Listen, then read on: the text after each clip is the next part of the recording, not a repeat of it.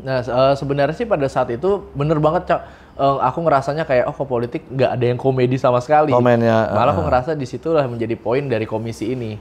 Gitu, ketika media-media lain ngobrol politik secara serius, kita malah bikinnya secara komedi. Kayak ya? gitu, makanya itu salah satu menjadi alasan kuat akhirnya muncullah komisi.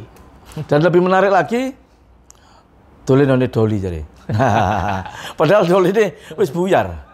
Doli ini sudah bubar, Doli ini sekarang ini sudah berubah, dan stigma Doli memang ya namanya stigma, mulai dari zaman ke zaman ya gitu, tapi existingnya, kondisi realnya sangat berubah, nggak seperti dulu lagi.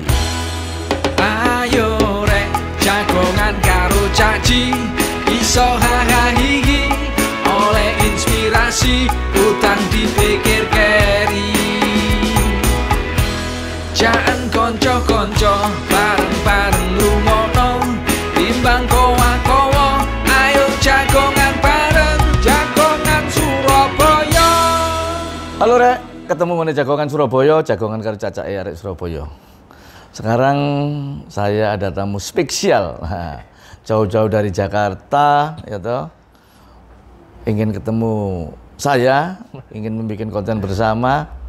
Jari ini wingi tekok Lapindo, padahal Lapindo wis gak ono, tapi nggak tahu apa yang dibahas.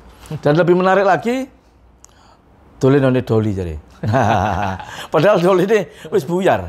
Doli ini sudah bubar, Doli ini sekarang ini sudah berubah, dan stigma Doli memang ya namanya stigma, mulai dari zaman ke zaman ya gitu, tapi existingnya, kondisi realnya sangat berubah, nggak seperti dulu lagi. Kalau dulu mungkin Doli terkenal dengan adanya tempat komplek prostitusi, sekarang Doli sudah berubah menjadi tempat UMKM yang dimana masyarakat diberdayakan kerja, dikei tempat, diberikan pelatihan, dicarikan order, dan mereka bisa berusaha dan akhirnya nyaman. Dan tamu saya ini adalah namanya yaitu Muhammad Fikri Fernanda Budiman. Tepuk tangan untuk Fikri. Panggilannya apa? Fikri. Fikri. Fikri. Fikri. Ya, Pak. Cak ya nak ya? Cak ya berarti ya. Jadi lebih akrab lah, lebih familiar. Oke, ya. Cak. Fikri itu sebenarnya aslinya dari mana sih? Kalau misalnya lahir di Bandung. Oh, lahir di Bandung. Lahir di Bandung, tapi dari umur 2 bulan aku pindah ke Surabaya. Oh, Kembangan. Tahun berapa itu? Tahun berarti 99. 99? 99. Aku ke Surabaya dari sekolah di Surabaya. Dari umur 2 bulan sampai kelas SD kelas 1 aku pindah ke Jakarta. Jakarta lagi. Betul, tapi setiap tahun pulang karena Surabaya kampungku lah gitu. Oh, waduh. Kalau bicara kampung pasti Surabaya. Berarti ngefan karo panganan Surabaya ya? Oh iya banget. banget itu. Sing paling disukai panganan apa di Surabaya?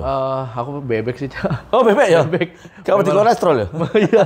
Aku malah gilanya malah di bebek malah. Oh, bebek ya? Iya, malah makanannya. Iya, bebek memang. Gitu. Lontong balap juga suka sih sebenarnya. Gitu ya? Lontong balap. Oh, lontong balap ya? Suka.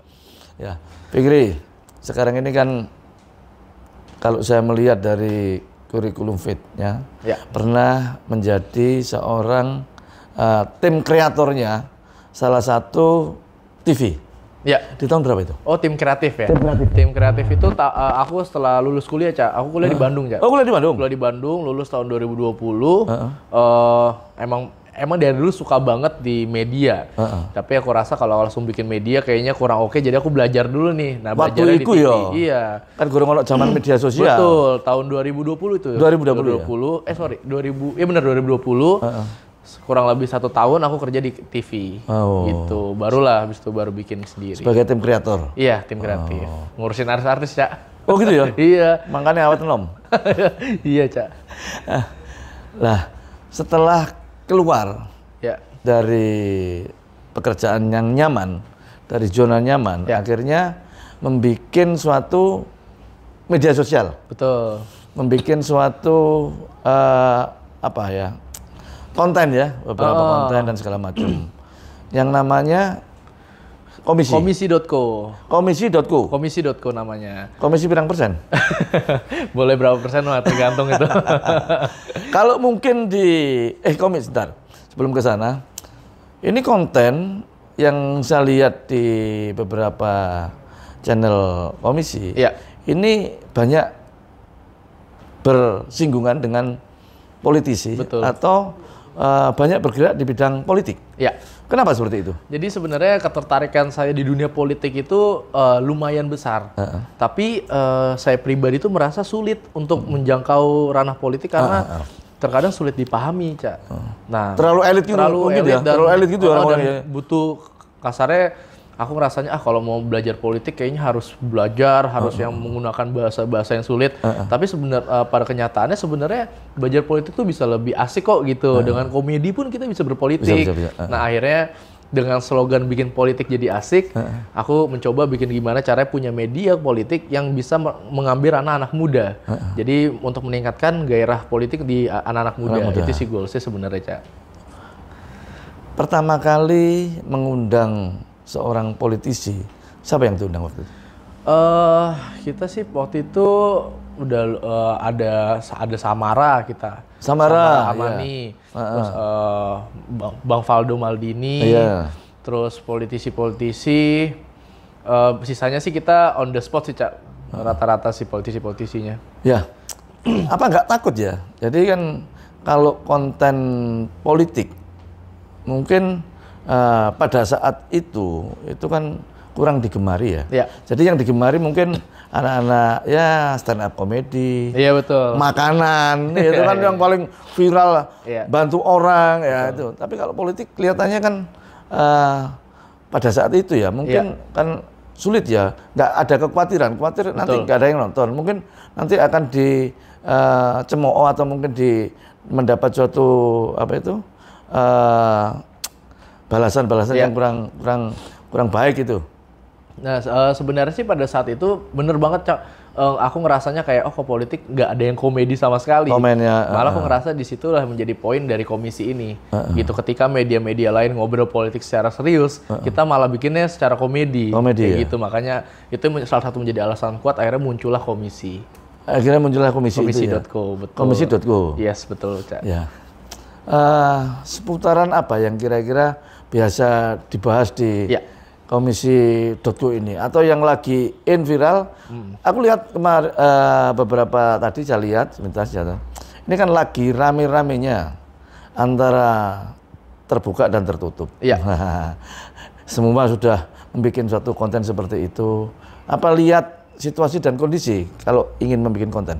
Betul banget, Cak. Sebenarnya kita up to date setiap hari. Ketika apa konten yang setiap hari ada yang layak untuk dibahas, kita naikin di media sosial. Kita kan ada sosmednya di Instagram.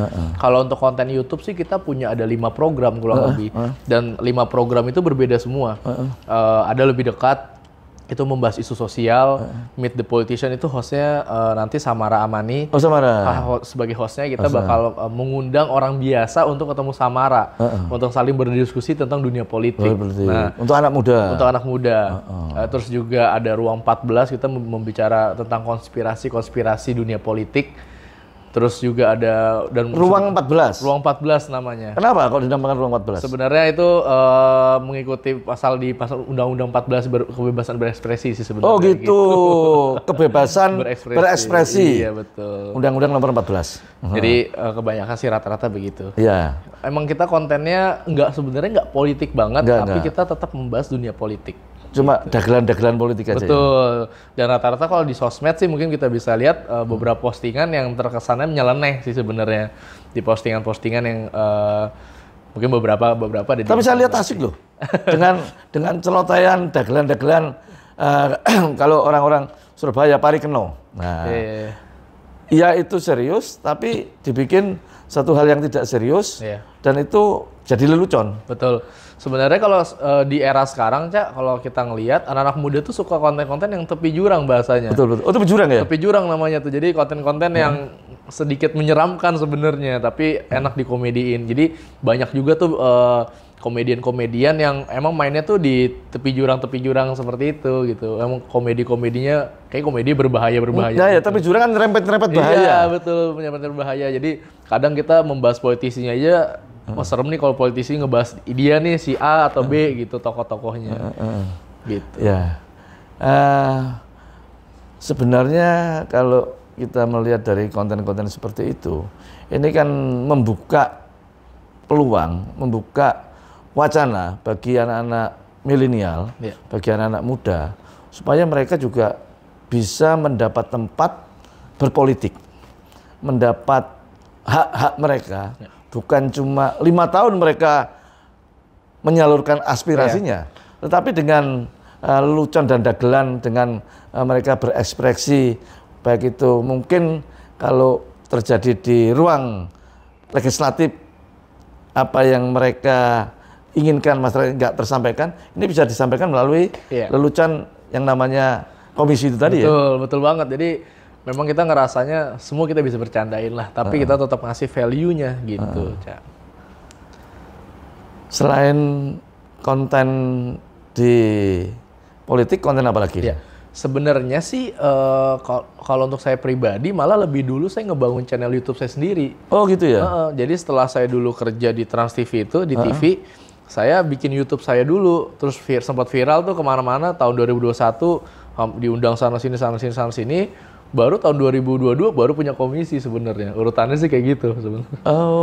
Jadi lebih dulu punya channel YouTube sendiri. Gitu. Kalau channel komisi ini grup? Kita punya grup, betul. Grup. Jadi untuk foundernya ada 4 orang. Ada 4 orang. Situ. Nah, ada yang memang anggota dulunya memang politisi. Ada juga? Ada politisinya juga. Ada anak muda yang dia memang podcaster, memang anak-anak entertain, dan ada stand up comedian juga, dan nama saya. Oh, berarti sudah dikelola secara PT ini ya? Betul, sudah menjadi PT sekarang. Sudah menjadi PT ya? Betul sekali. Makanya bisa main ke Surabaya nih. Bisa ketemu sama Cajin sekarang. Makanya anak-anak muda yang ada di kota Surabaya, jadi memang di sini tempatnya anak-anak muda sih, sering kita undang semuanya. Jadi kalau mau berekspresi, mempunyai suatu impian, jangan cuma gampang menyerah, gampang berhenti, berkolaborasi dengan yang lainnya. Saya yakin nanti apa yang menjadi keinginan, impian, itu bisa akan terwujud kalau kita mau berkolaborasi. Kan seperti itu. Betul, ya. Kalau kita sendiri saja kan mungkin ya pengetahuan kita itu ya segitu-gitu aja. Tapi kalau kita mau berkolaborasi dengan siapa saja tanpa pandang bulu, tanpa kita melihat status dan segala macamnya, saya kira kita akan banyak teman. Siap, betul sekali. Kita nggak kenal akhirnya jadi teman. Kan begitu. Loh, dari mana? Dari teman yang pernah ke sini. Ketok tulari kan seperti itu. Ada kesenambungan. Ada berkesinambungan. Ada saling untuk bisa mereka memberikan suatu informasi yang baik. Betul sekali. Ya, Fitri, sebelum kita lanjut, Cak, tentunya kita break dulu. Rek awan iki bar podcast karo Fikri yang punya channel komisi.co. Awan-awan ya rada luwe. Iki ana suguhane apa iki rek? Ayam gembol. Gembol apa ya? Coba kita coba aja ya toh. Sing jelas ayam gembol ini harganya tidak terlalu mahal. UMKM ya, Cak ya? Enggak lah. Woi, make ono sambele. Ya, iki lho. Ya. Iki ono sambele. Iki. Iki ono sambele. Iki ono lalapan timun. Sing jelas iki ayamnya gede. Mantap. Mantap iki. Coba. Wis dicicipi ngene ae. Empuk enak ya.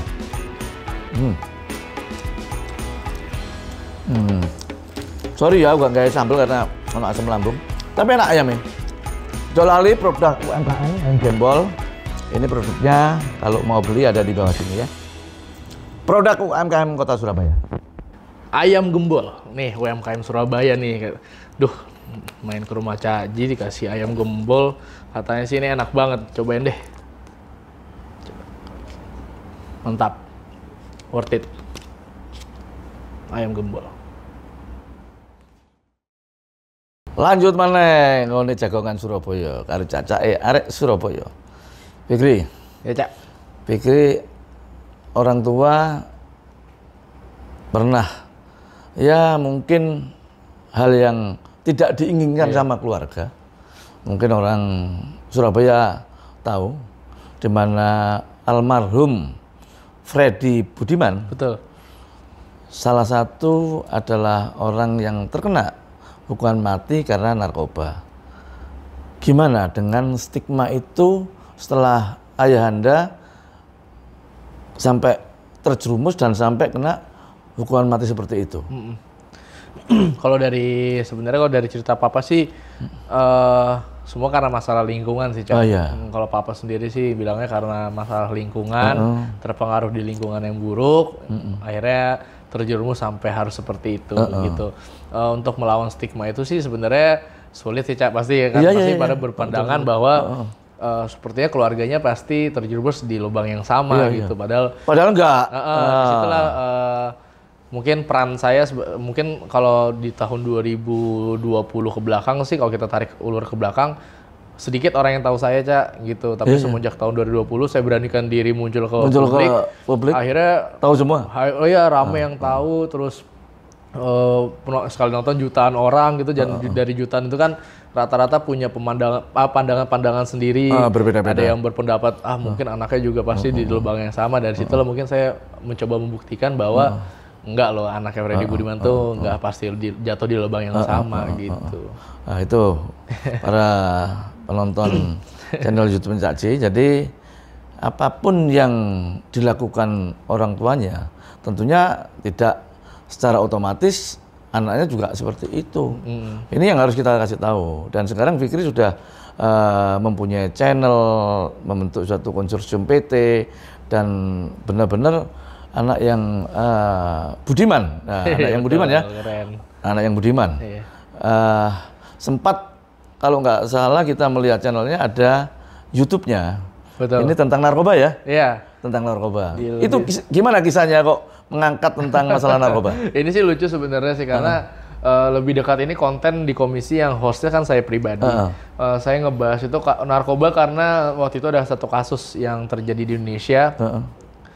Bapak Teddy kan tertangkap, akhirnya beritanya meledak. Kita coba untuk mengangkat sebenarnya apa sih yang terjadi di narkoba di Indonesia, gitu. Nah, akhirnya kita rangkum narkoba itu secara keseluruhan di Indonesia, berdasarkan dari umur penggunanya, kenapa rata-ratanya, kenapa make dan sebagainya sih, Cak, gitu. Jadi ini secara keseluruhannya kita bahas, dan beberapa malah saya mengangkat permasalahan papa. Oh gitu ya? Iya, karena kan saya ngebahas juga kasus terbesar di narkoba di Indonesia ya sampai saat ini kasusnya papa gitu. Iya, benar. Tapi di posisi ini saya memposisikan diri saya sebagai host aja gitu, bukan sebagai anak gitu.